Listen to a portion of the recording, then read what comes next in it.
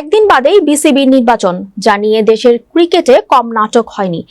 এখন পর্যন্ত তামিম ইকবাল সহ অন্তত 17 জন প্রার্থী মনোনয়ন প্রত্যাহারের ঘোষণা দিয়েছেন।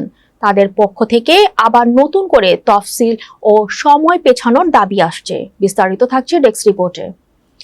সাবেক অধিনায়ক খালেদ মাহমুদ সুজন বলেছেন, নির্বাচন নিয়ে উভয় পক্ষের এই নাটকের নাম কে সত্যি কে মিথ্যা, এর ভেতর চলছে প্রার্থীদের নির্বাচনী প্রচারণাও। সবকিছু ঠিক থাকলে আগামীকাল অনুষ্ঠিত হবে বিসিবির নির্বাচন।